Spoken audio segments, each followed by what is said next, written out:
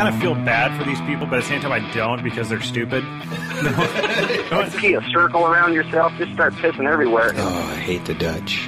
Welcome to our country. So she doesn't really look Canadian. She looks almost American. Just insulted all of Canada. Oh, every time I say something, you gotta. If I'd known that before, I would have just interspaced every other sentence with something horrible. Well, I haven't felt my feet since I sat down in the chair. Can you see your feet, though? No. I'd rather do anything else on the planet than go tip a cow over. How about Canada? Is there any stream access issues up in Canada? Nobody cares. Not very much. Kids, if you don't understand that joke, ask your parents. Evan, Derek? Yeah. Oh, crap, here it comes. Your flies are open. Thanks. Grab hold of your flies. This is a podcast for nymphers, strippers, swingers, and dry fly guys. It's the show that brings you stories, instruction, and conservation from three guys who live it every day. This is The Open Fly. All right, happy spring, everybody.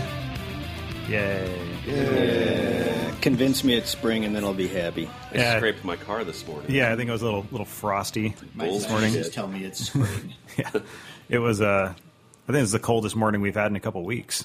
Yeah, kind of Just to ironic. remind us. And the east is still getting pummeled with snow, so our condolences, friends. Yeah, and I don't want to hear from anybody in Southern California where they say the weather is just perfect. It's fine. Except for the drought. Well, there's that, but they make water down there, don't they? I don't know. I think they got a bunch of rain, so I don't think they're quite as in bad a Droutish. shape. Not quite as droutish. Droutish. Yeah. Kirk, you're wearing a very nice spring ensemble today. Oh, thank you. Yeah, I got very this. This is festive. the Target Spring Collection, boys section. It's a onesie. Yeah. And you might have figured out already, we have Ian back in the studio with us. How would How would we have known that? I don't know, because he's been talking more than you have. Pie-eating shit goblin. Hey, that's Kirk. that's my list. Hey, that's off limits. That's off limits, guys. What if you use just two columns? I don't know. What is the... It's two columns get you smelly butt. Actually, my favorite one is Dick Node's crotch jockey. You can't just throw those out unless you're insulted, though. Yeah. Otherwise, it What, just you comes can't- across as inappropriate. Yeah, because then you're just throwing... Communist bitch Nazi. How's Insecure rectum hammer. Context, people. This that? is Creepy sphincter dragon. going All right. nowhere. It's a springer. It's I'm gonna- a springer start. I mean, I'm gonna have to it's a spring confiscate start. Kirk's. I'm gonna have to confiscate Kirk's insult generator if you guys can't behave. I think we got to Use it responsibly. I was on the water today and had a compliment generator, which was kind of cool. Yes. Somebody told me that when they've got 3 hours to waste, they always just put on the podcast. I'm like, oh, Compliment generator. it's kind of a compliment, I guess. Sort of, I guess. Better than dead air. Well, if you have be. a spare 3 hours to waste, then you could probably listen to 2. debatable. Yes, It's indeed. debatable. So yeah, I found it funny. Ian's been on the last 3 shows, sort of. He was on the show 2 weeks ago as a guest, and then last week we talked about him for a few minutes, and somebody asked who that was in that picture with me up there. Yay. Well, they thought they didn't do the Ted Nugent. They didn't do the Ted Nugent thing. They said you look like somebody from ZZ Top. I don't think have a warm spot in my heart for that. Yeah, I don't think your beard is nearly as impressive. No, they're confusing the length of his hair with the beards from Yeah. Oh, he's yeah. a rookie compared to ZZ Top. the Reverend Billy Gibbons Yes. and Dusty Hill. Mm-hmm. Ironically, Frank Beard is the one in the group that doesn't have the beard.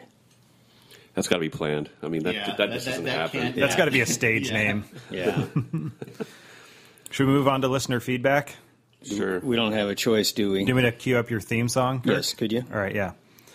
This week's listener feedback brought to you by Olive the Woolly Bugger. Kirk, where can people learn about Olive the Woolly Bugger? On the internets at allofthewoollyBugger.com and many retail establishments that sell books and things And stuff. and stuff. Cool. All right, moving on to the listener feedback. All right, listener feedback comes to you today from Tom Cullen, the BS Minor, a.k.a. Tom Cullen. BS indeed. BS BS. minor. This is kind of lengthy, so His words, not mine. it's shameful that the opinions expressed are just that, opinions. Kent and Kim, referring to our guests on last week's show from Fish Not Gold, Kent and Kim have an extreme personal agenda, not based upon facts or unbiased studies and research. Anything they cite as a study was paid for by an environmental group which is biased and will be steered towards their goals. They cannot cite,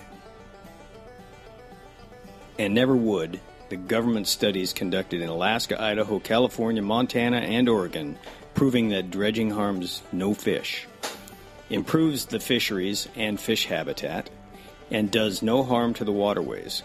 Please see the recap and combination of nearly all major studies put together by Joseph C. Green, research biologist, United States Environmental Protection Agency, retired. And then there's a lengthy website which you can Google it if you're that interested. I looked into it. I didn't find it as quite as telling as I was led on to believe. That's quite a passive-aggressive argument. I mean, come out and say, don't listen to these folks because they're a bunch of hippies. They're a bunch of hippies and they only use studies that they've paid for. But here he's asking us to use a study that he's recommending. Yeah, by a retired U.S. person. EPA, which nothing wrong with being retired from the EPA, but generally when somebody's retired, they're asked to come out of retirement for specific reasons. For an agenda. Yeah.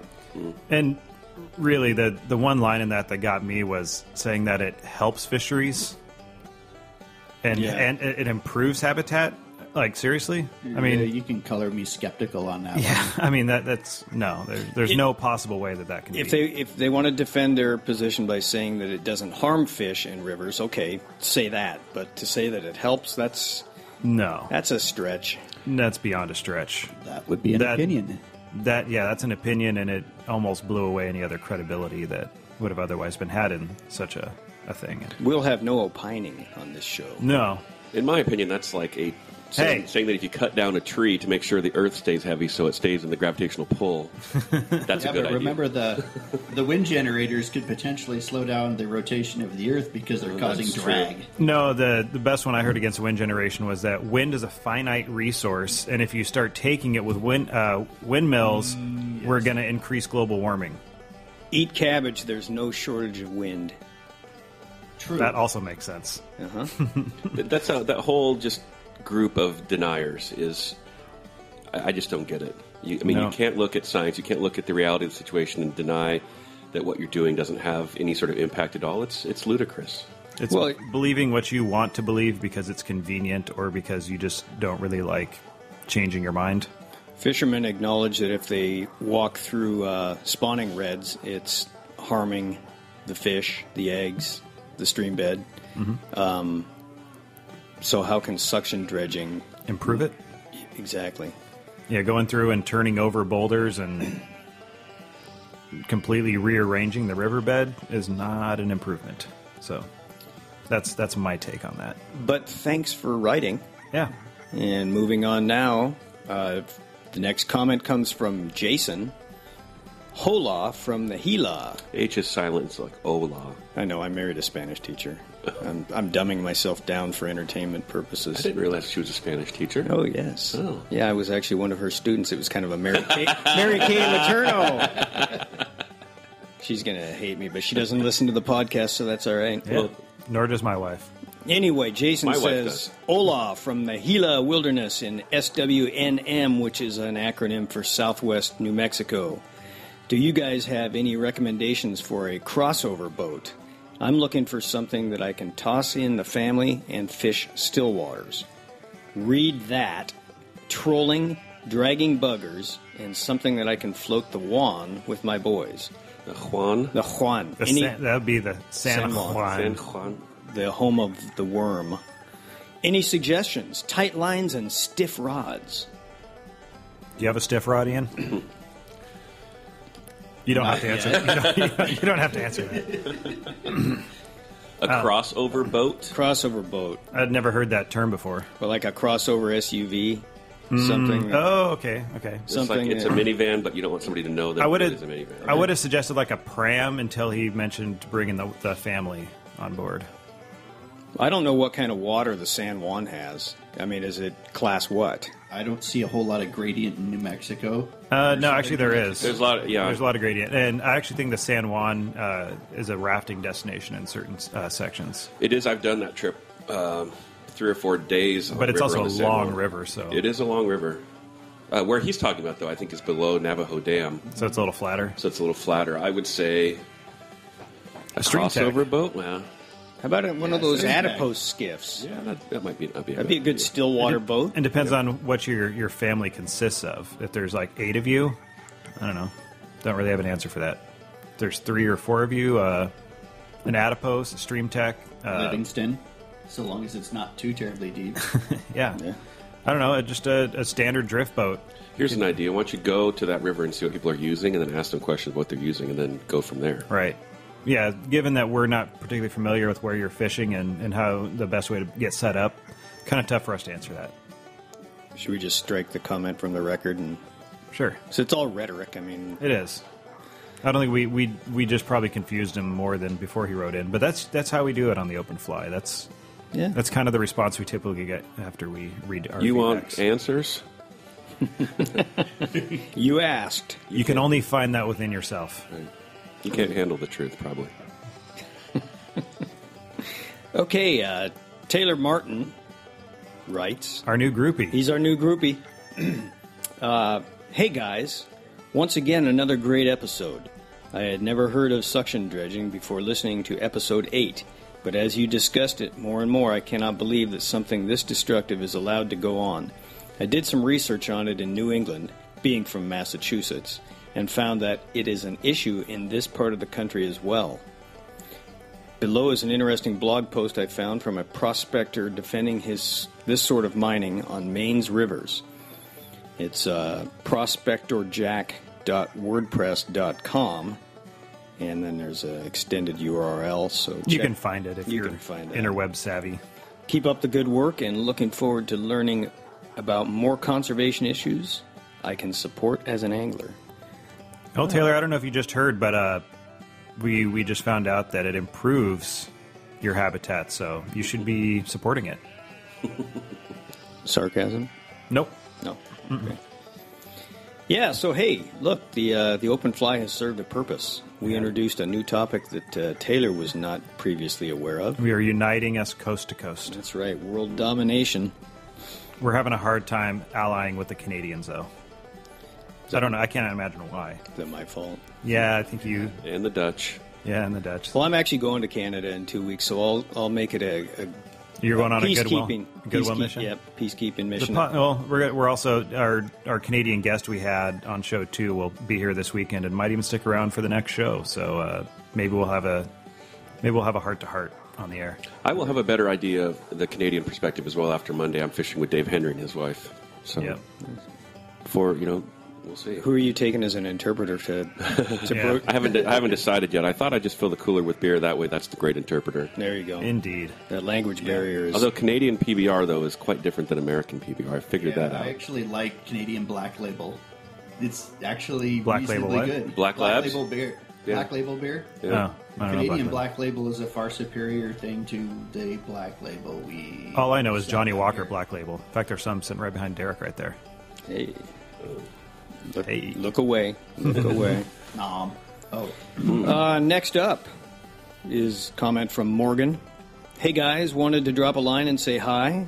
Podcast has been an absolute blast to listen to. We've had an absolute blast making it. Thank you. Thank you.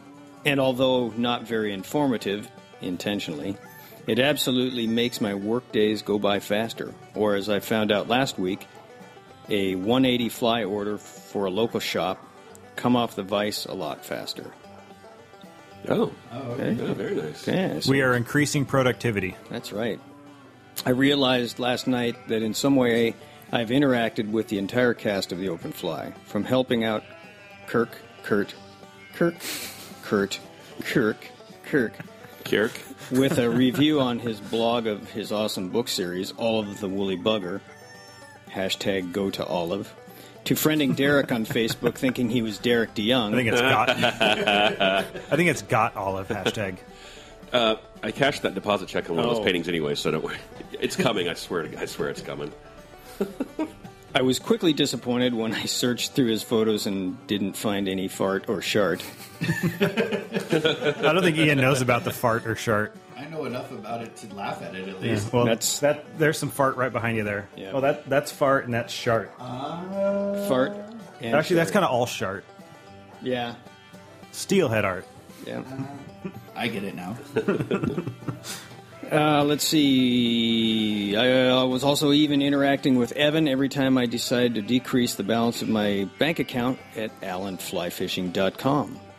Short story long, I wanted to thank all of you for fueling my healthy addiction of fly fishing.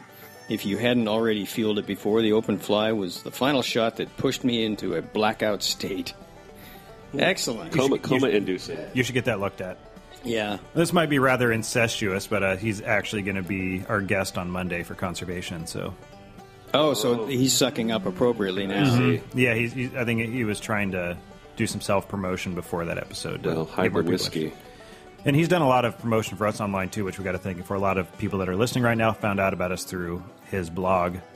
Oh, this is Tightline Tales of a Fly. Yeah, I thought it's spelled TLTFF. So I think it's how you say it. Yeah. Hashtag. That's the one. Anyway, we have a lot more feedback to read, but we're going to get to that on the next episode. Yep. Because you've grown weary of this, as have we. Indeed. That's enough for today. Although I like the BS minor. Yeah, I don't. No, we're going to be recording another episode here in a couple days, so I'm just splitting all the feedback we got after the last show into both shows, so we'll have something to talk about on both shows. Yeah. Everybody's sitting around.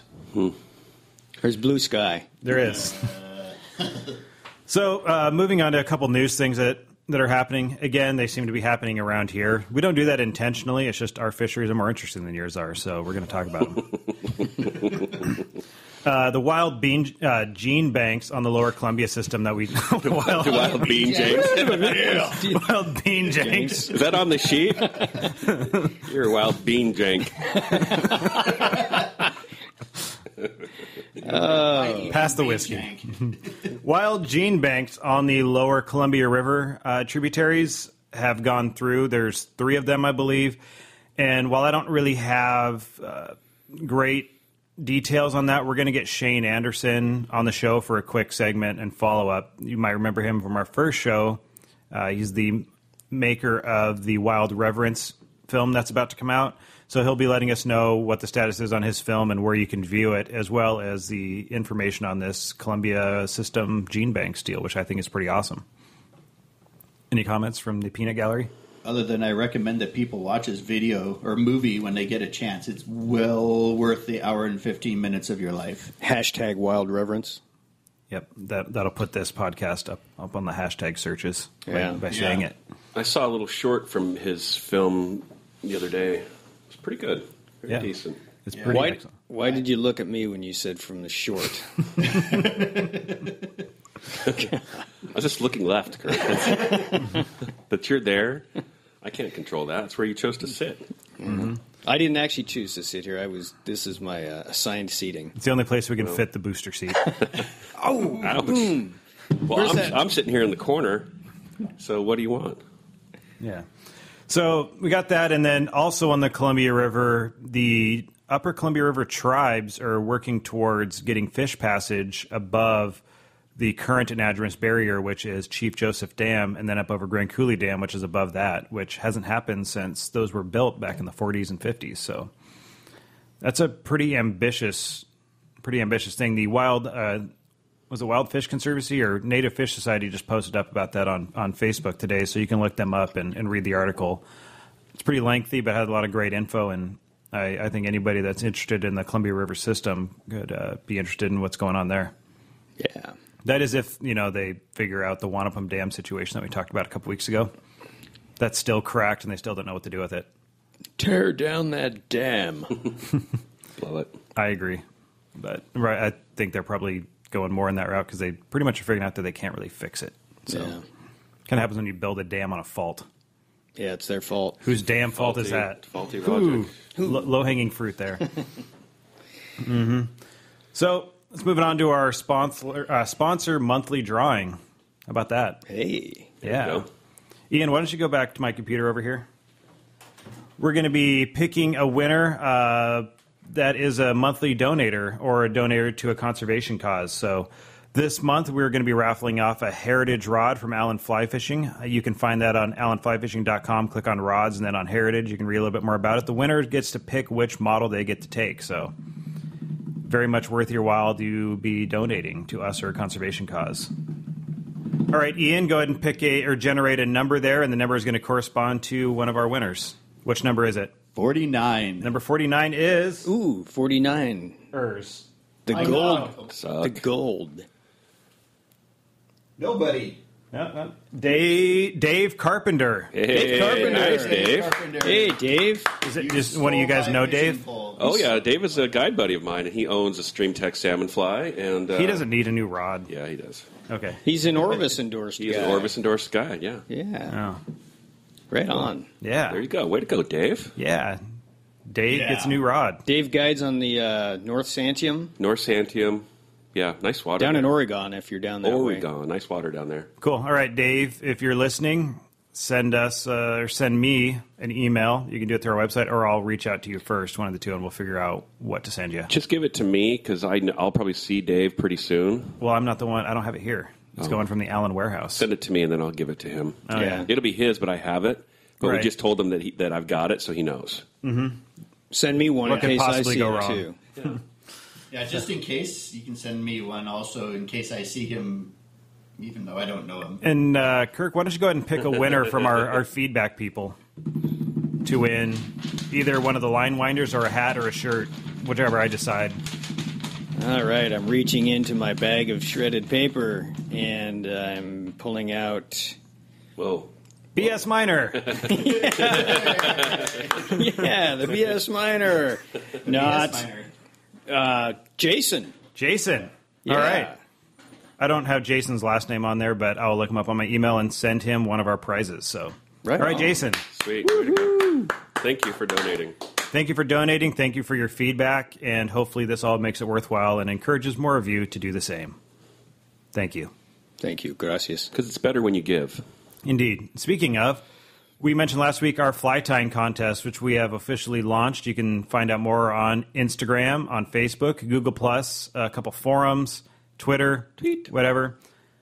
If you've seen our logo, the excellently designed fly podcast logo thing, Kirk, what do you call that? That's an open fly logo. That is an open fly logo.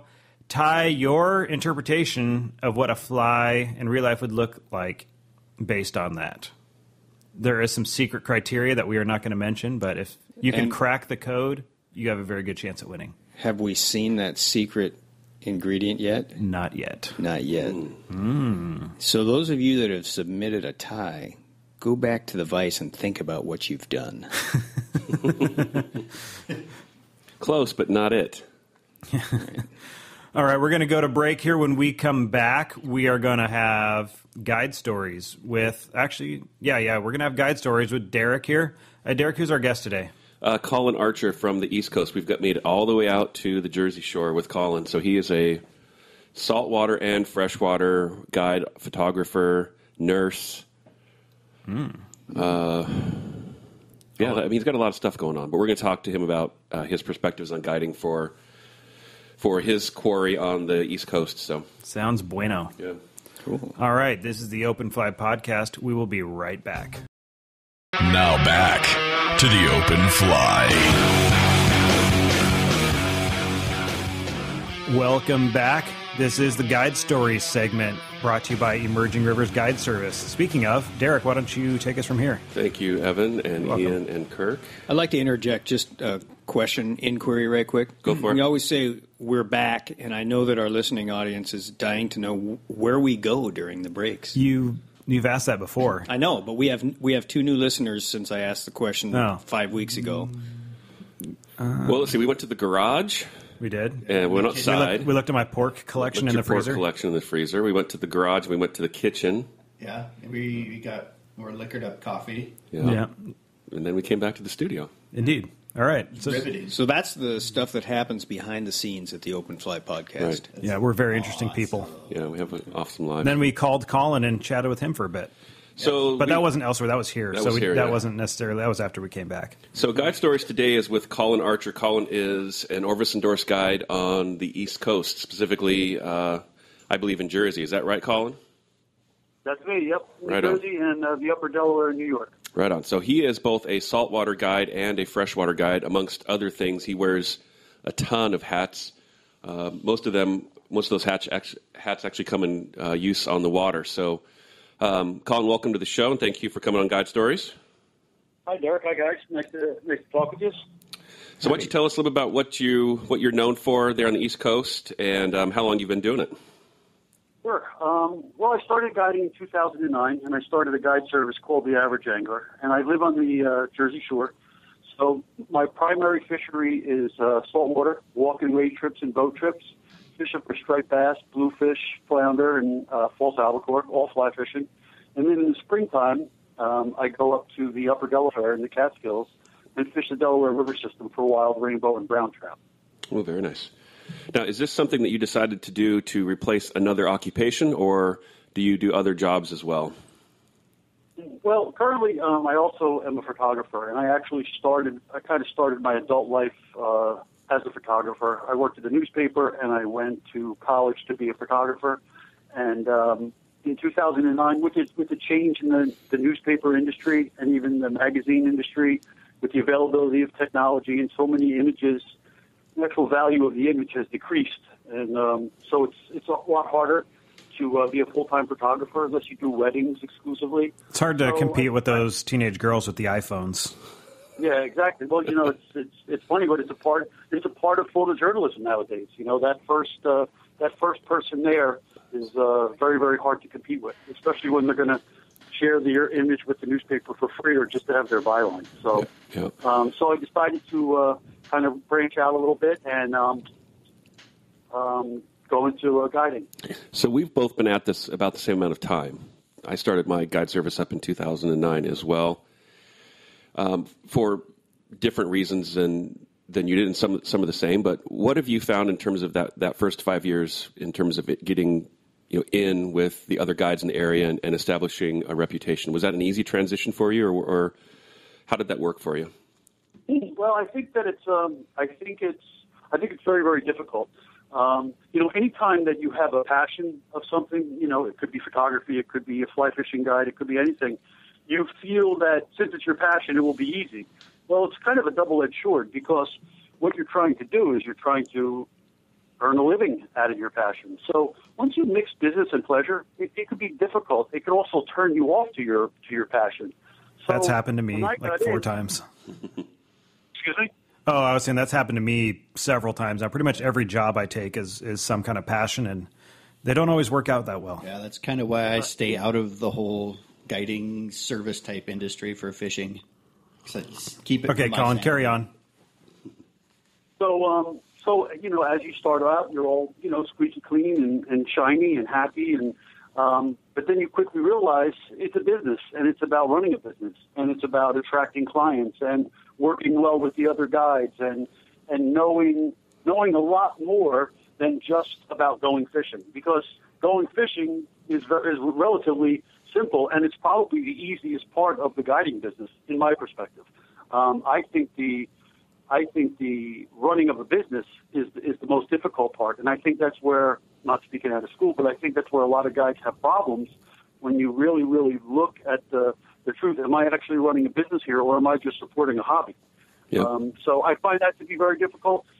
You're always trying to stay active in the social media world, talks, lectures, seminars, in the off season, trying to get your name out there and stay current, and try to attract the right clients. And when I say the right clients, I firmly believe, like people say, well, what about the competition between guides and all that? I don't look at it as that.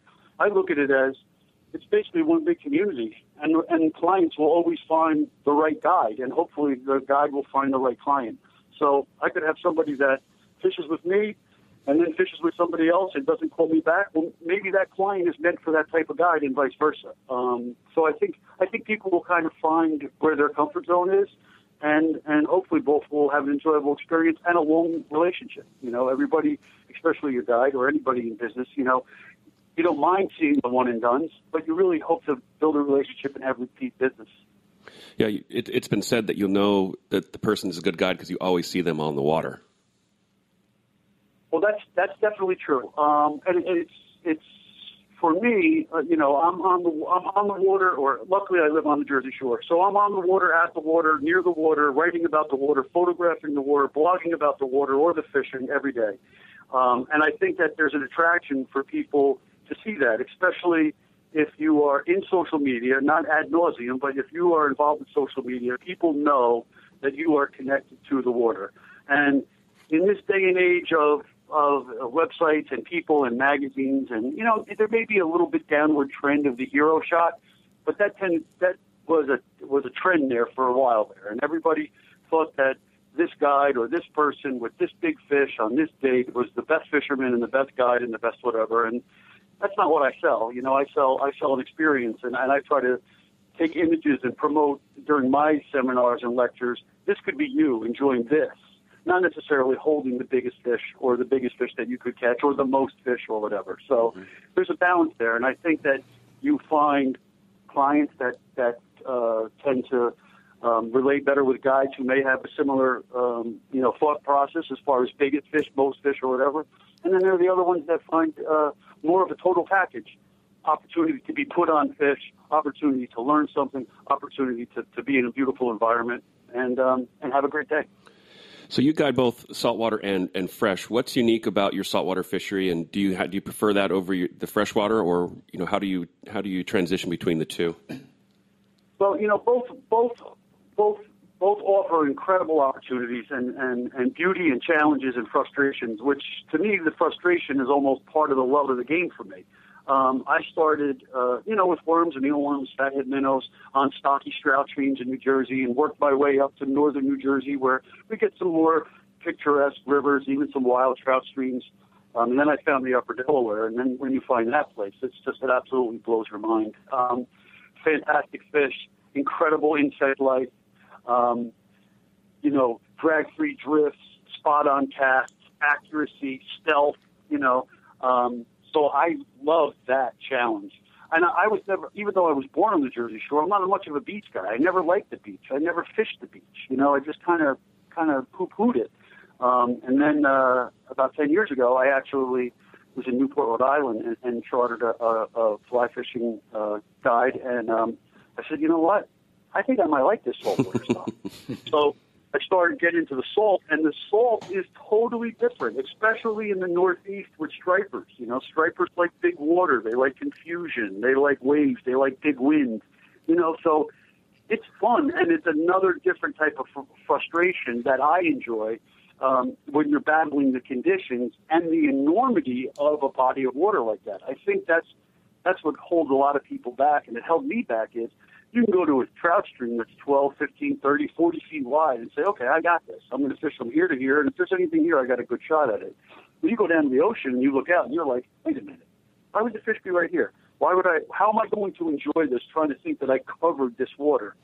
But if you break it down, it becomes very manageable, and it can become very enjoyable and very productive. So both strategy and tactics for both, a little bit more delicate on the freshwater, a little bit more match to hatch, especially when it comes to presenting flies. It has to be a little bit more spot on than you can get away with the ocean. The other thing that the ocean, offers, which is totally different, I fish these tailwaters of the upper Delaware system. One of the big things there is the releases that they do to maintain, water temperature and water volume down the Delaware River. Well, on the ocean side of that, we have tide, we have moons, we have swells, we have wind, the wind affects everything everywhere, but more so in the salt. So it's just a nice combination to be able to fish both. Let's talk about your $100 million beaches out there. What are the issues that Sandy caused for you? Yes, Sandy was a game changer. Outside of people's personal lives and property and business, it changed the landscape of the Jersey Shore. Incredible amount of devastation. I mean, the debris that it put in the water, the beaches that it eroded or took away was staggering. In the back bay, all those marinas lost boats and pilings, and that stuff all made its way into the water, of course. There was numerous sewage treatment plants up in northern New Jersey that actually overflowed and spilled out into the Raritan Bay and made their way into the New York Bight and onto the beaches. Not that you could actually see it, but the disgustingness was in the water. So it changed a lot of things. So one of the things that's currently going on that we're kind of fighting if we could, although once you get a big political machine going, it's very, very difficult to combat. But the Army Corps of Engineers, the federal government, and the state of New Jersey and the Department of Environmental Protection have done this process over the years of called beach replenishment, or they call it beach nourishment. Basically, they find a donor site, they pump the sand up into this big, large ship, they truck it down to the beach, they hook it into a pipe, and then that sand is pumped up to the beach, up on the beach. So right now, at the federal government's expense, they are saying that we're going to take care of the tip of Sandy Hook all the way down, probably about a third of the way down New Jersey, or maybe halfway down the Jersey Shore, pumping the sand up on the beach. The problem is that Mother Nature's always going to do what she wants. We're talking about a project probably costing upward of maybe $125 million to pump 12 million cubic yards of sand up on the beach. And the sand that they pump is not necessarily the same sand that you walk on when you're on the beach. It's coming from a donor site, which could have its own issues. Hatchery sand. Right? Yeah, it sounds like hatchery sand. Hatchery sand, huh? All right. So now when you walk on, so they pump this sand up on the beach, and then you get a couple storms, you get a couple nor'easters, and I'm not talking about big storms, just even big tides. You got a good boom tide, and you got the right wind, and that beach just gets eroded back, and it goes back off the beach, and you get this sloping beach with a lack of structure that is damaging to the crustacean life, to the bait fish life, to structure holding life for striped bass, fluke, albies, bluefish. And it creates dangerous conditions for surfers. Then what you get is instead of having this normal flow of sand in and out, you have this kind of creation of sandbars in between these groins that we have, and surfers get jammed up. They go out, the waves break, and then they're hitting these sandbars, and it's dangerous to them. The other thing that this sand erroneously pumped up by my man, if you will, is it creates these rip currents for swimmers. There's a lot of false sense of security, when they get to stand on a sandbar, but then there's rips in between these bars and cuts.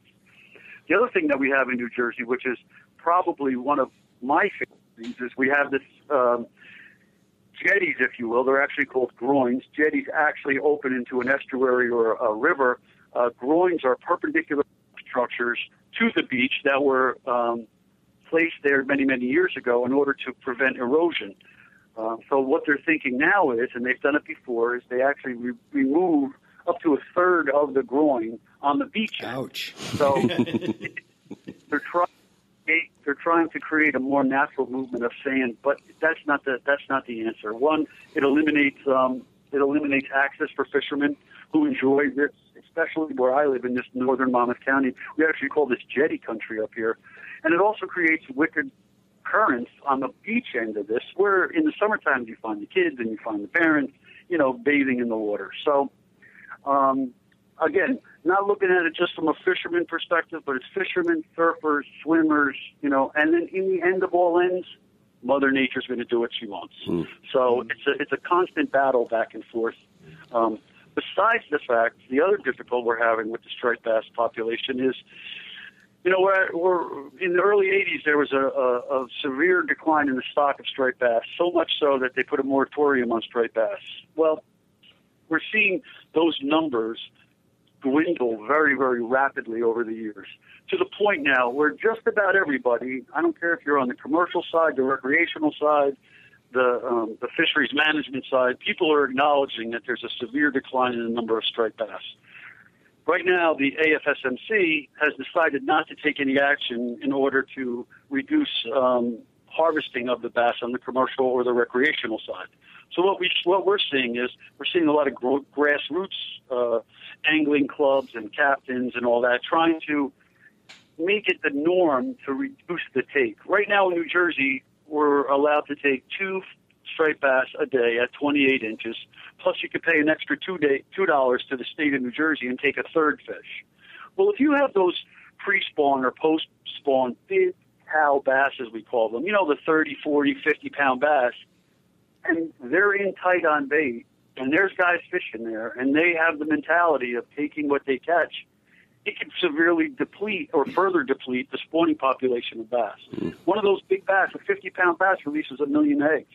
And if you look at the numbers, 1 million eggs, you may get a half a dozen survivors. So we need all the eggs and all the spawning bass that we can. So, couple that with devastation to the spawning grounds, like in the Chesapeake Bay due to algae blooms and fertilizers and development and all that. We're in a real tough spot with striped bass. So hopefully people will act responsibly and curb their harvesting of striped bass, and hopefully we can get these numbers back up. And you've aligned yourself with a number of conservation organizations as well. Who are some of the organizations that you work with and support? Well, I think I'm associated with or a member of Stripers Forever. There's a couple of grassroots organizations. There's one here that's popped up this year that has a lot of traction. It's called the 1 at 32 Pledge, where private anglers and fishermen have signed on to say that their own personal limit, regardless of what the limit set by the states, is going to be 1 fish a day at 32 inches. So that's a good organization. In addition to the problems with striped bass, we also have a problem with the forage fish. And I'm sure you guys are familiar with menhaden or the story of menhaden and the harvesting of menhaden for the omega protein industry. So I've been involved with the menhaden defenders, which has severely put pressure on the AFSMC to reduce the amount of menhaden that can be harvested. Those are one of the striped bass' favorite foods. The other problem that we have with forage fish is the river herring. And that's one of the reasons that goes with this beach replenishment. The river herring come into these saltwater ponds to spawn. Well, if you have all this sand kind of loosely flowing around, all these outflow pipes that lead into these spawning areas, get blocked up. So I'm trying to think if there's any other specific ones that I align myself with. Anytime it has to do with, speaking on behalf of the fish, because it gets crazy. That line down the aisle where you have, if you have catch and release and take or commercial and recreational and politicians and money involved, it gets very, very sticky. So I'm all about the science and trying to get these fish, bait fish, forage fish or fish that we fish for, to eat, in good numbers. Sounds very similar to what we deal with out here in Washington. Yep. Is there a commercial harvest for the striped bass? There is. There's not any in New Jersey, but there are huge commercial fisheries in Massachusetts, down in North Carolina, in Virginia. New Jersey doesn't have a commercial fishery. So what they've done is they have said, okay, New Jersey has allotted such and such an amount of striped bass. Since we don't have a commercial fishery, we're going to take all those numbers and give them to the recreational fishermen.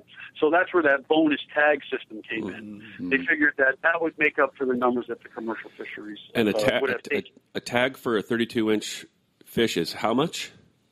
It's $2, and it's really. I mean, one of the problems is, and I don't know if you guys face it out there, but I'm sure it's kind of everywhere, is that there is no enforcement. You have a funded, a very poorly funded Department of Environmental Protection here in New Jersey, Fish and Wildlife, and there's just not enough rangers. There's not enough guys out in boats checking, the 3-mile line to make sure nobody's fishing past the 3-mile line. There's not enough people on the docks checking the size of the bass or the amount of the bass.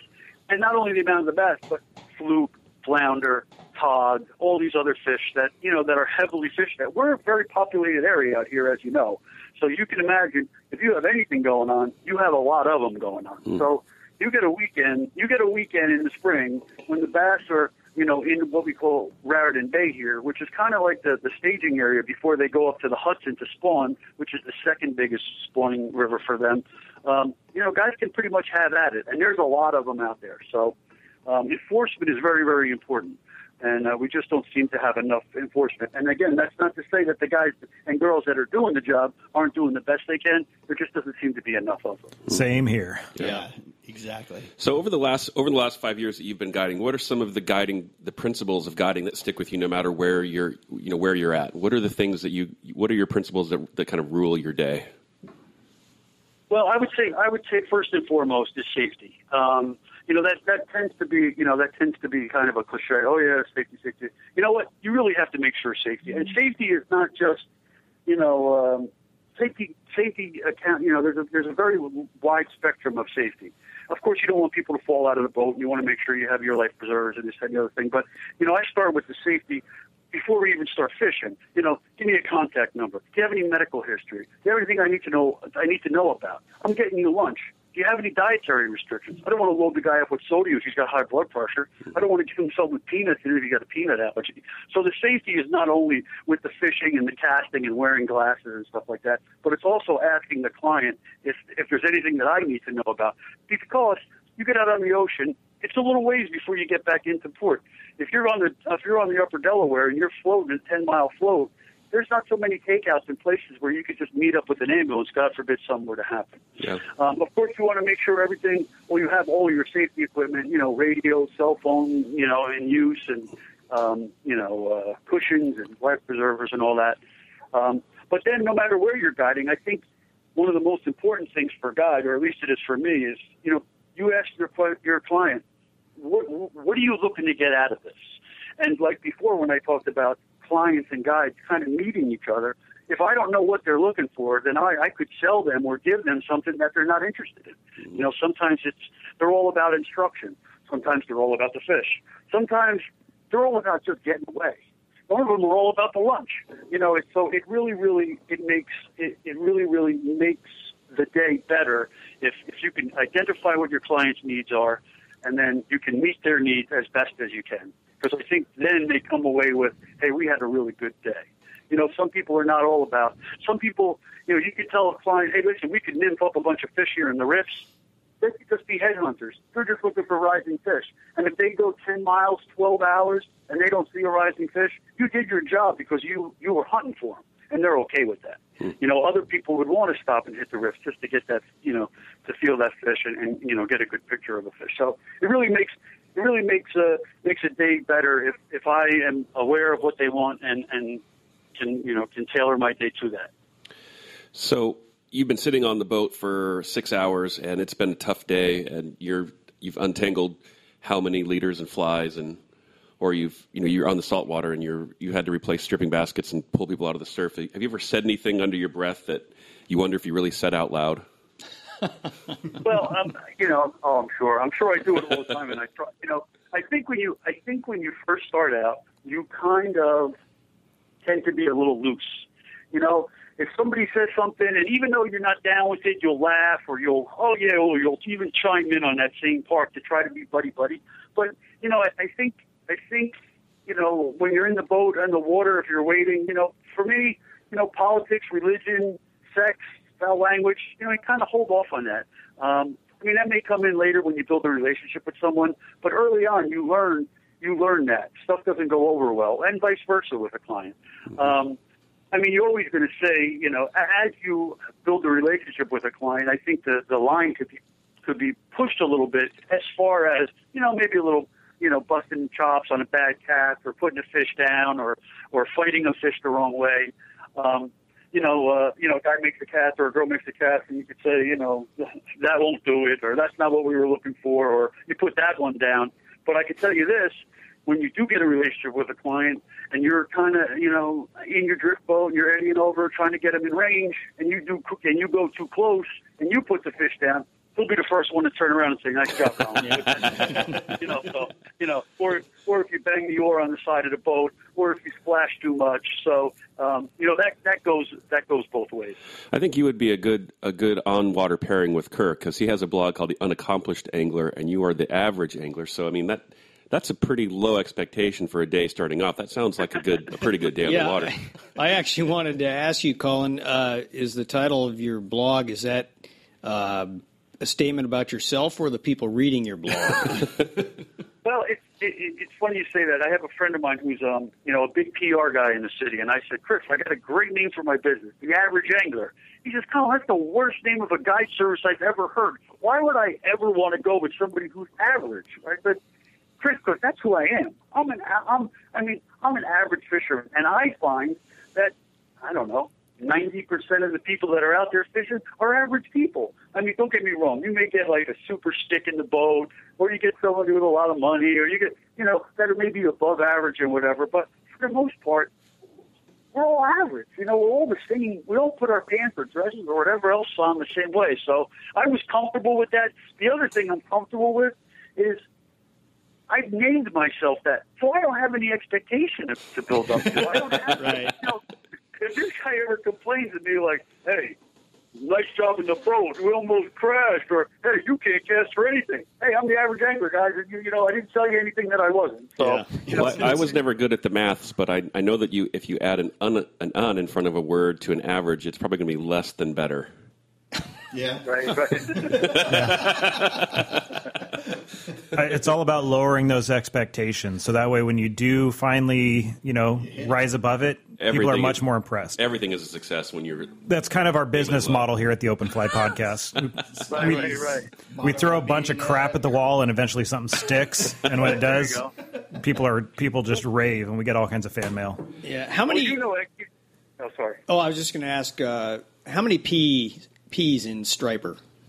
No, there's just one. But you will see sometimes on these forums, the internet forums or whatever, a lot of guys and girls will make the typo. Went out looking for strippers this morning. Okay, how did that go for you? Or I'll get emails. Was interested in a stripper trip. You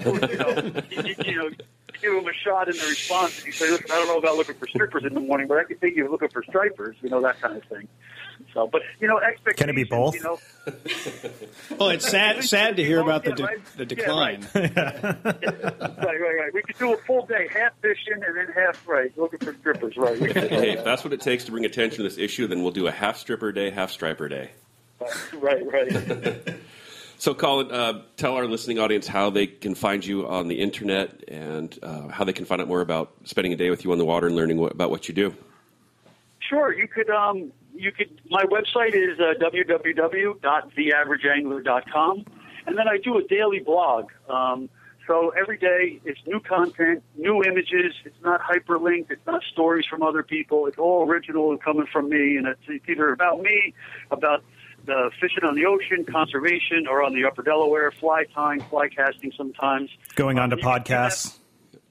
Excuse me? I said, do you write about going on to podcasts? Yeah, being on the podcast, it was on there. And you can see that at www.theaverageangler.blogspot.com. And Nice. my phone number, which is on the website, but it's 732-261-7291. Now, before we go, one of the first things one of the first ways I noticed your blog was that every time the first time I clicked on it, there was a Grateful Dead soundtrack going on. And you've actually had to stop doing that, right? Love the Dead, yes. That's the official music of the Average Angler is the Grateful Dead. Oh, so what I did was I had the music on every time you would click onto the blog. The Grateful Dead would come up. I had a selection of songs that I would change every now and then, and I figured it would be nice background music for people that are listening. However, of the hundreds of readers that listen, or read it every day, a lot of them are doing it at work when they should be working. So they would be at work in their cubicle or be in their office or whatever, and they would click on the Average Angler blog, and all of a sudden Terrapin would come on, and they'd be like, "Wait, what is this?" And they're like, so I was getting these emails saying, "Colin, please, I love the blog. I love to read it. I even read it at work. But could you get rid of the music because I'm going to get in trouble?" So that's where I had to take that music down. Ian, if you had music on a blog, what would yours sound like? New Kids on the Block? Right. Yes. Yeah. Because that's totally what you listen to. Yes. So are you an East Coast show guy or a West Coast show guy? Are you a MSG or are you a Fillmore? What? He'll understand. What, Macaulay Schenker group? Oh, me? Yeah. I would say I would say there's nothing like the Madison Square Garden. I mean, that's just, I saw a lot of shows at the Garden. Absolutely love it. I didn't really travel far to see the Dead. I would say, Albany, RFK, Nassau, but they played so many times back in the day that I was able to see them. And then after Jerry passed, the Dead came back around, and then Further, and Bob still plays, and so it's still not the same. I miss Jerry as everybody else does, but it was a good ride, and the music's still there, and it's still in my iPod as I try to stay fit in the gym. That's what I listen to. Sometimes I get in the sauna, and I can see the old guys next to me looking at me like trying to figure out what I'm listening to because I got it on for a while. But, nobody wants to be in a sauna as old guys look at it. Especially if there's a Candyman on. This has been good. We've touched on groins, strippers, and saunas so far in our conversation. There you go. It's a hot show. Yes. Hot show. Well, Colin, thank you very much for coming on and sharing some of your insights and stories. And it's nice to see the parallels, between what we do on either side of the coast. There's always issues with fisheries, and there's monumental government waste, and there's people out there that care about making a difference. And so we appreciate what you're doing out there. Thanks, boys. It was a pleasure. Really had a good time, and be well, and we'll talk soon. Sounds good. Thanks, Colin. Yeah. Oh, very nice. Had a wicked time. That was wicked pissa. Although that's Jersey. That's a little more Jersey. Boston. Yeah, You're talking Boston. It's all that same side, It's like... They all use that word. Do they? Yeah. Yeah. That's their word. That is their The word. girl from New York, and that was where I was introduced to. That's a piss, and I'm like, well, I didn't. It's like I'm okay. All the cool kids are doing it. Yeah. That is interesting that they are trucking in sand to rebuild beaches that the ocean is just going to go ahead and ruin again. There's a lot of common sense in government. Yeah. Yeah, The ocean isn't known for being you can't really manipulate what goes on with the ocean, which you think does what it does. after a couple thousand years of having to deal with it, we would have figured that out by now, but we always know best. This time it'll be different. I mean, the beach changes with every single wave that hits it. Right. Whoa. Listen to this philosophical Kirk. Get into it now. That's as deep as I get. No ocean is ever the same as the man that steps into the first time, right? Same can be said about rivers. Mm-hmm. Oh. Mm-hmm. Yeah, the river changes with each high water. We need some saltwater fish art up on the wall. What would that be? Swart?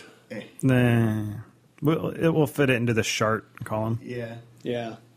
We'll throw an H in saltwater Because we can't create a new category. I mean, we don't have that kind of authority. That's another deep topic. It is a deep topic. Authority. We'll do a whole segment on fart and chart one of these days. Yeah, we really should. Yeah. Salty, I was at the salty shart. I was down at or dirty sand in your groin shart. Kirk, you were eating to something? I was down at the municipal brown trout hatchery in Duval just yesterday. Oh yeah, what were you doing there? Talking to the folks in the building department, and yeah, it's still there. I didn't see a lot of change from the last time I was there. They still had plenty of brown trout fingerlings down the rearing ponds. Yeah. For those of you who don't know what we're talking about, the beginning of our previous episode will explain what Kirk is getting at. Yeah, so don't tell him. Got to go back to show 8.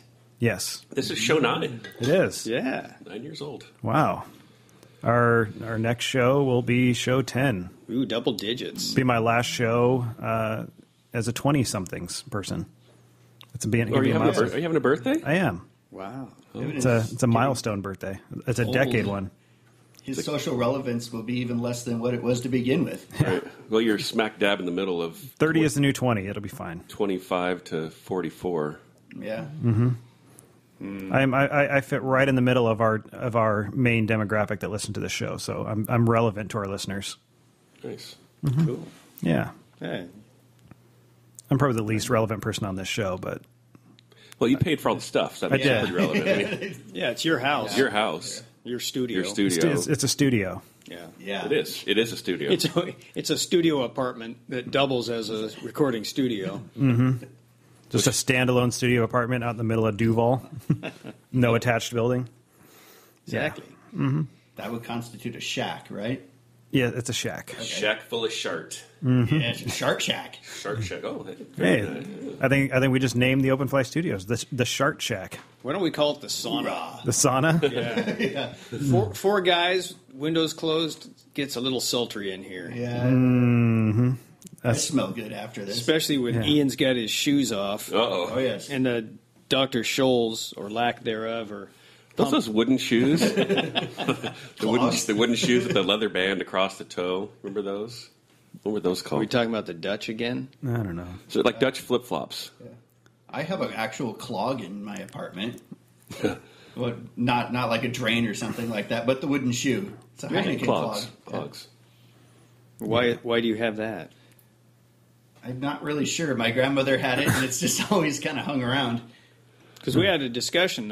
This is the week of St. Paddy's Day, and being a Scotsman, I would think that you would not have wooden I clogs. actually was reminded of St. Patrick's Day, and I was like, oh, yeah. I have a wooden shoe in my house. Mm-hmm. Well, I would go there too. Yeah. Yeah, it was natural conclusion, really. Yeah. Yeah. All right. Sweet. Cool. Well, I guess that puts us at another break, huh? Yeah. Yeah. All right. Well, when we come back, we're going to have Bob Wiltshire from the Invasive Species Action Network for our conservation segment. So it's been a hot topic lately, especially having to do with felt and things like that. So there is a very, very likely possibility you might learn something today. Therefore, being instructional. Yeah. And a call to arms as well. Call to arms. So stay tuned. We'll be right back.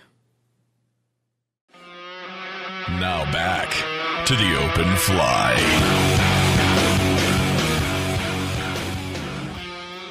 Okay, welcome back to the conservation segment. Today we have Bob Wiltshire. Kirk, why don't you tell us a little bit about Bob and what he's doing? Well, that's what we're going to find out. We invited Bob to come on the show. He is with the Invasive Species Action Network, based out of Livingston, Montana. And invasive species and the spread thereof, as it were, therein is a pretty hot topic amongst anglers, and we thought it'd be a really great segment to have on the show. So, Bob, welcome. And why don't you tell us a little bit about how you came to be involved with the organization and what your background is? Oh, great. Thanks. I really appreciate the opportunity to visit with you guys today. You thank us now. Yeah. I've actually been involved in invasive species issues for quite some time. I have a varied career track that has kept me close to fish and fishing my entire adult life. Through the starting in the late 1970s and through the 80s and into the 90s, I worked for Montana Fish, Wildlife, and Parks doing wild trout studies. And I actually did all of the field work on the Madison River that documented the population crash in rainbow trout, which we subsequently discovered was whirling disease. And we all know about whirling disease or have heard about it, but very few of us associated that with being an invasive species program at the time. We thought of it as fish health. But the reality is whirling disease is an invasive species that came here from Europe. So that work got me significantly interested. Most of my work revolved around trying to restore native cutthroat trout, and I gradually grew to recognize that the greatest threats to the natives were habitat destruction, but then also interaction with non-native species, whether it be sport fish like rainbow trout or pure out-and-out invasives. That was all part of the problem, was the pressure from non-natives were really hammering our native fish populations. In the mid-'90s, I went to work for the Federation of Fly Fishers, and I spent a dozen years with them and was able to effectively get them involved in a number of invasive species activities. Through the Federation of Fly Fishers, we first started the Clean Angling Pledge, which is just a simple personal statement that says, I pledge to inspect clean and dry my gear to the best of my ability after every fishing trip. And so it's just that basic level of personal responsibility that we're trying to promote. And then by the late 2000s, I started recognizing that there were needs with invasive species issues that just couldn't be met by government. And so in 2008, I founded the organization, the Invasive Species Action Network. At that time, we were focused entirely on aquatic invasives, but today we work on all types of invasive species issues with a main focus on trying to teach people how not to be part of the problem. What is it that each of us can do to avoid spreading these things that are causing us problems? So kind of a circuitous route, but I've been involved with invasive species for going on 30 years now. Hey, Bob, this is Derek. I think I met you first back in 2009 at an Orvis Guide Rendezvous. It might have been in Casper. It might have been in Bozeman. But that's the first time I became aware of your organization. And I'm looking at your website right now at your agency partners and fly fishing industry people that are associated with you. And the one thing that I noticed that's missing is the Washington Department of Fish and Wildlife. Are there roadblocks for your organization in getting into Washington, or is there a reason why that Washington isn't included in these agency partners? Well, there's several things that play into that. First of all, our website is obsolete, and I apologize to everyone who goes there for that. As a matter of fact, when we end the call today, I'm off to a meeting with our new webmasters, getting up a new site, so we'll have some more there. But having said that, the state of Washington will not be listed as a formal partner, and the main reason for that is we haven't done any Washington state-specific projects where we've worked just with that agency. The other agency partners you see listed are people that we've done specific projects with. Having said that, we work very closely with the folks in Washington State. Alan Cluse, who's their AIS coordinator, I work with him frequently. Recently provided some consultation for the Capitol Lake Restoration team. I forget exactly what they're called on the New Zealand mud snail problem in Washington. So we do work with them extensively. It's not something that's a deliberate exclusion.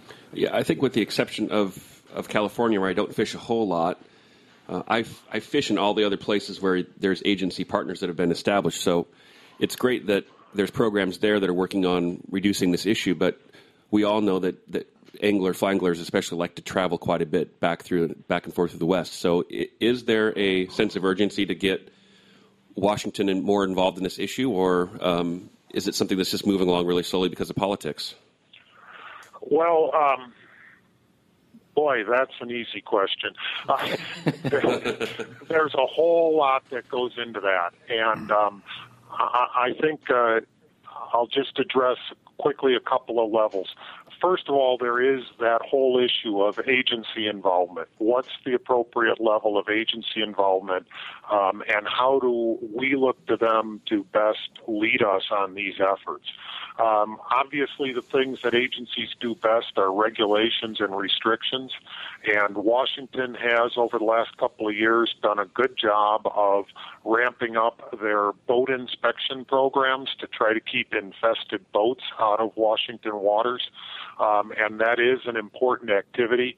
However, for us as fly anglers, while we might be towing around a raft or a drift boat, we're not usually hauling those large motorized boats that are the greatest risk vector for spreading species.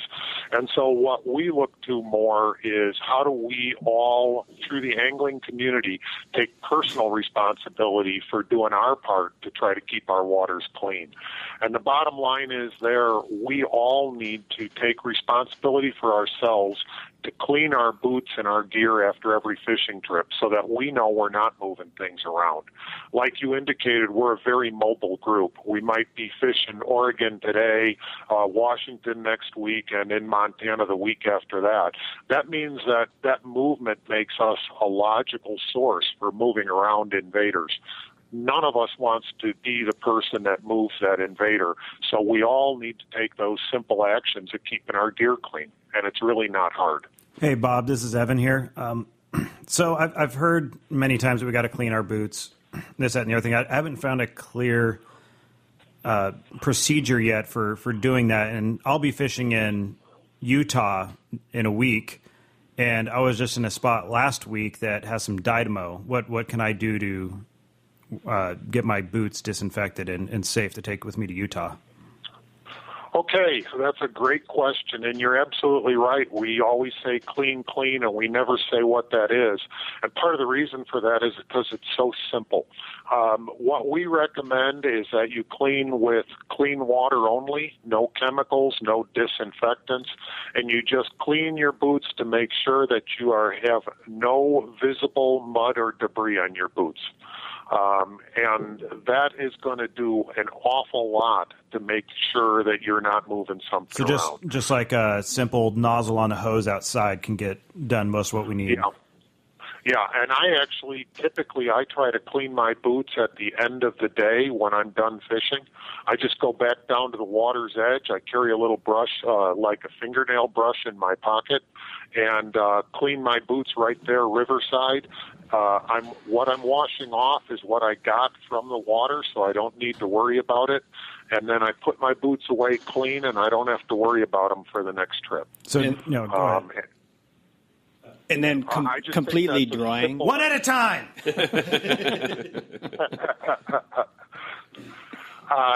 Drying is probably the best way to control a lot of invasives. Most of the species we deal with cannot survive drying out. The problem we run into is with felt-soled boots. The internal parts of the felt, even when the felt sole feels dry to the touch, there can be enough moisture deep inside the felt to sustain a couple of the species we're concerned about. And so complete drying is kind of on a scale. You can completely dry all parts of the boot except the interior of the felt in just a day or two in good weather. But getting deep inside the felt, that's a tougher issue. And that's actually what's led to the proliferation of felt bans that we've seen taken place, is that inability to decontaminate or disinfect the felt on the bottom of the boot. Now, for the person who likes felt for whatever reason, and if they're only using it on one fishery, that's not an issue, right?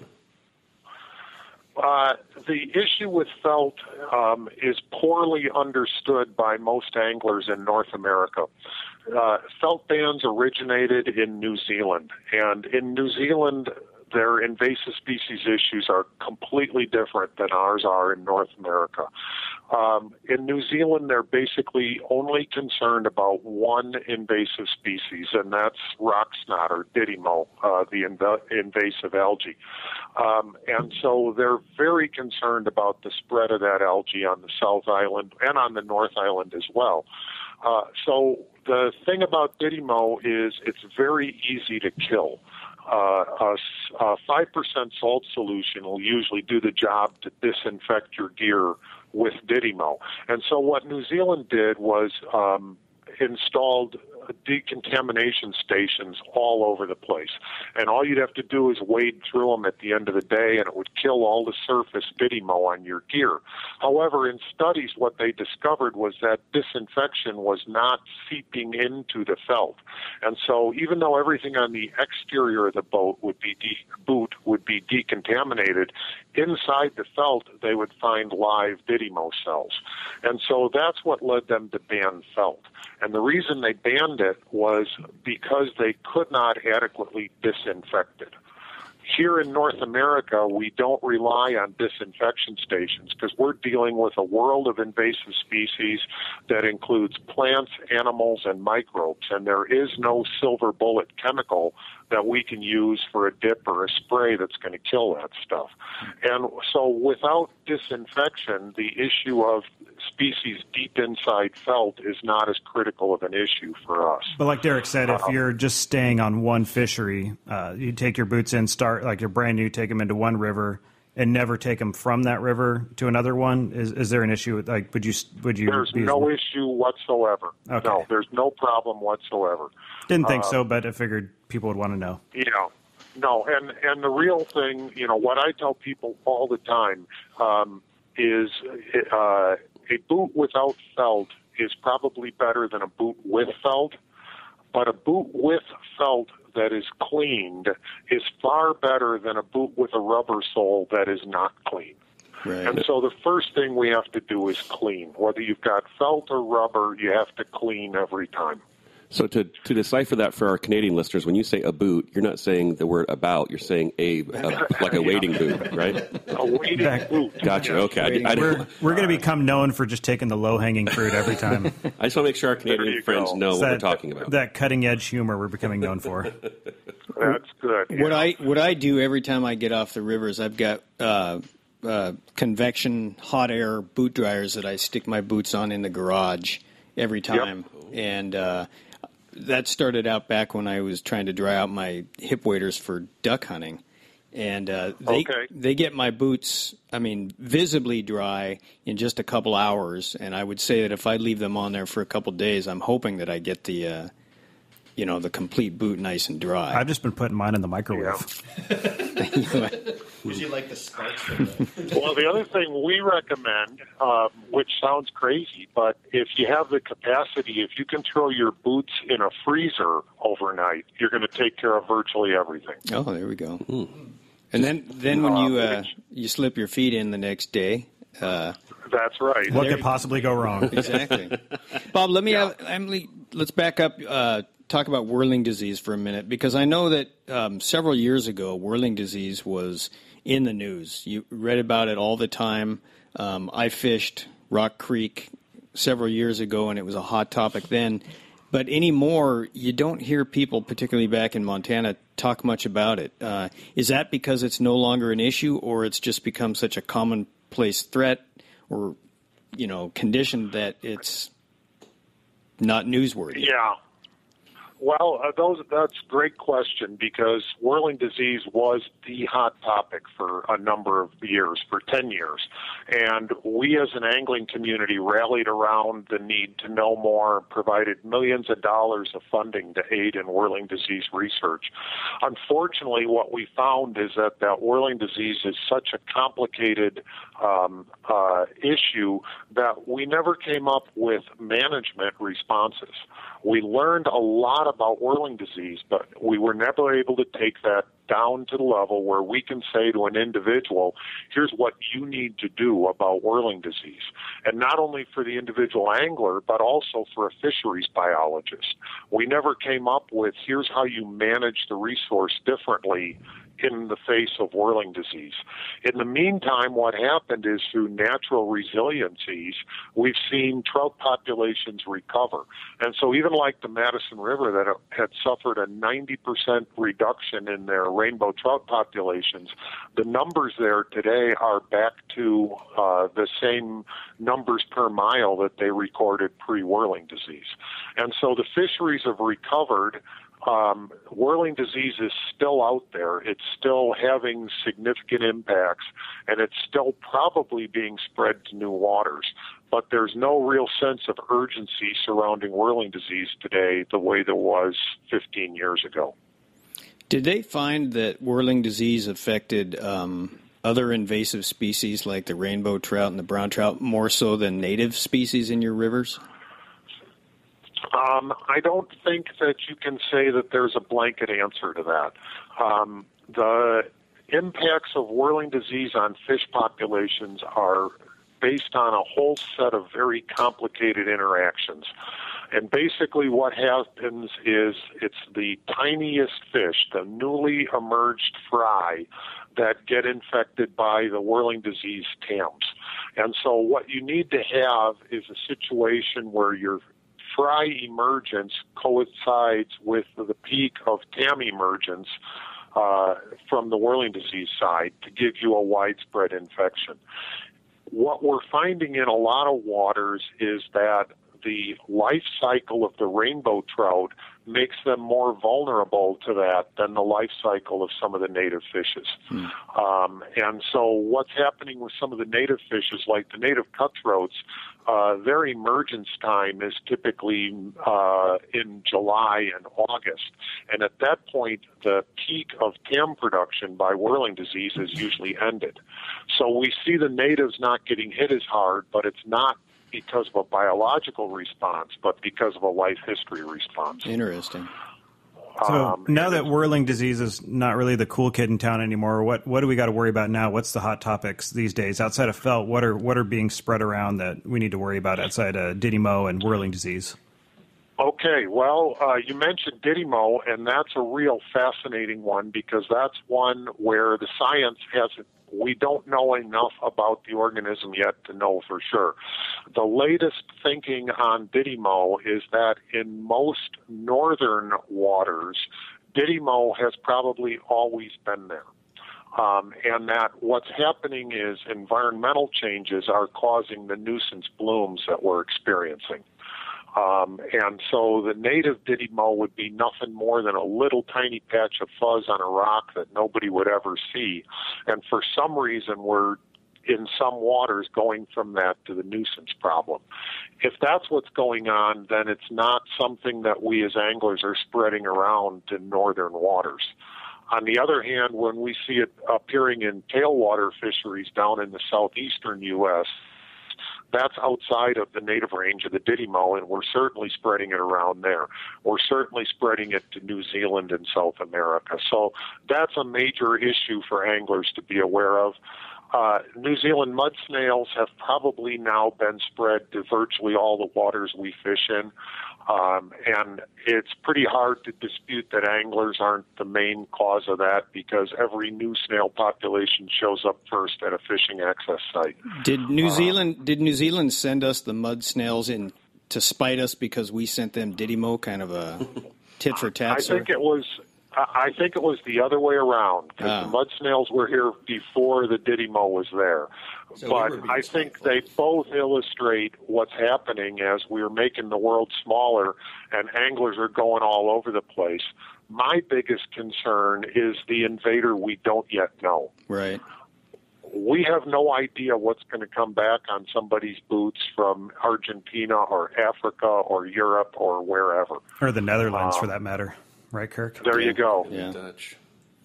Yeah, so it's that next invader that's got me really concerned. The other one that I'm really worried about for us as anglers is the fish disease called VHS, stands for viral hemorrhagic septicemia, and it wipes out fish populations. It mostly hits still waters and not flowing waters. It's been slowly spreading throughout the upper Midwest where it's decimated some used to be productive lake fisheries. So I'm really worried if that virus ever moves out west, we're going to see massive fish kills because of it. Or if it evolves in such a way that it can survive and become effective in flowing water, it could be pretty disastrous. Exactly, yeah. Bob, yeah. I've got a... Oh, go ahead. Go right ahead. I had a question for you. It's related to the show that we had last week on suction dredge mining, and I'm not sure what you know about that, but is that also a vector for moving invasive species around? Because we're talking about miners that are doing this in California and Oregon and Idaho and Washington. Is that a potential vector for invasive species as well? Especially because they're not required to clean their equipment, so. Right, and that absolutely is a potential vector. And that's one of the big challenges that the invasive species community faces is how do we start closing down all of these vectors? The main focus, well, let me back up just a little bit and say, first of all, when we talk about invasive species, what we talk about is reducing the risk of introduction. There's no way we can eliminate the risk of introduction. The only way to eliminate it is to keep people out of all water everywhere, and that's obviously a non-starter. So we talk about reducing risk. What we do in the invasives community is kind of do some triage as to what's the highest risk vectors. Well, the highest risk vectors immediately were trailered motorboats. And so that's where most of the agency programs have gone. Obviously, anglers that are in and out of the water are another major vector, and programs like ours are focusing on them. But we've also highlighted a host of other potential vectors. Absolutely, suction dredging could be one. There's a lot of people that are busy laying power lines or fiber optic lines that are crossing streambed after streambed, excavating, burying cable, and moving on. All of those represent a vector. The contractor who specializes in building ponds and that kind of work is a vector. All of these water trucks that we're using in energy development and other types of industrial uses that are moving water around are a vector. Seaplanes are a vector. Scuba divers. The list goes on and on and on. And slowly we're starting to work to develop programs to get to all of those different areas. All right. Bob, is there anything else you want to cover before we let you go? We know you got somewhere to be here pretty soon. So is there anything else you want to touch on, that we might have missed so far? I guess I would just like to mention the fact that this is all fairly new stuff, and we're still evolving our understanding and our approaches to this issue. And as time goes by, we're going to discover that some of the things we think are right today actually aren't right, but we're going to keep getting better. We're going to find new ways of reaching out to this issue. And it's up to each one of us who fishes to take our own responsibility to do our own part, keep our boots clean. It's almost like you believe in real science. I do, yes, unfortunately, in today's world. Bob, how many people comprise your network, your organization? Thousands. Thousands. We don't have memberships per se, so I can't point to the numbers of members we have. Our newsletter has thousands of subscribers. We do a whole lot of stuff. Our organization provides coordination services to the Western Regional Panel of the ANS Task Force, which is the coordinating body for the 19 Western states. So we have direct contacts with all 19 state programs. We work in federal programs, state, local. We have a lot of reach. I actually serve as the chairman of the U.S. National Invasive Species Advisory Committee, so we're all over the place. All right, Bob, if any of our listeners want to get involved or get your newsletter, donate money, any of the above, can you let them in on how they can go about that? Yeah, probably the best thing to do is to visit our one of our websites called cleanangling.org. Just like it sounds, cleanangling.org. And right there you can take the Clean Angling Pledge, you can subscribe to the newsletter, you can learn more about this issue, and you can find out how to contact me. Great. Awesome. I know that I did the Clean Angling Pledge a couple of years ago and had the sticker, and I think I even had some of those boot brushes that you gave away that I gave to clients, and that was a great way to spread the news. So, yeah. Yeah. Go ahead. Can they contribute money via the Clean Angling website? There is a donate page there that'll give you full instructions. If you want to help us promote the concept of clean angling, we can sure use the help. And listeners, if you do such a thing, send us the proof, and we'll enter you in the monthly raffle for awesome things. Yeah. Great. Yeah. All right, Bob. Well, folks, thanks did a lot. Hear that?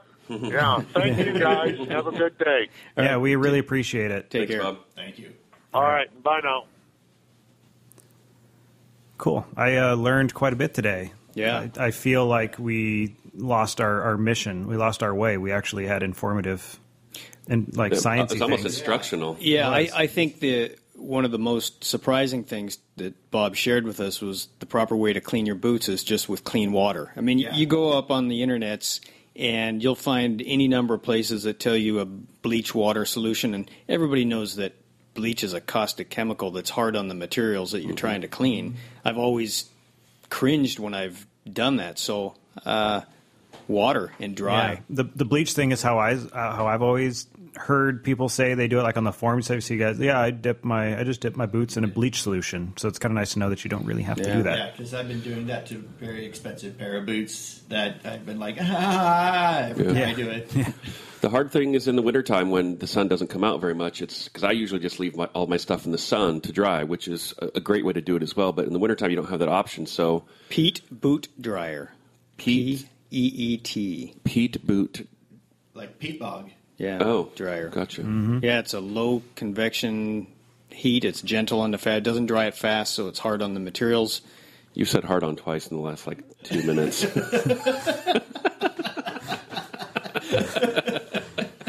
Oh, here it comes. Tone deaf slut blossom. Oh, that was kind of nice. Nice. You put me in my place there. You did. So, do you have any feedback on my microwaving method? Yeah, let's go try that. Right after With your Do you boots. have metal? Is there a metal I also place? thought, he'd point out, put them in the freezer overnight. That's simple. It is. Yeah. It's pretty simple. Do that. Uncomfortable but simple.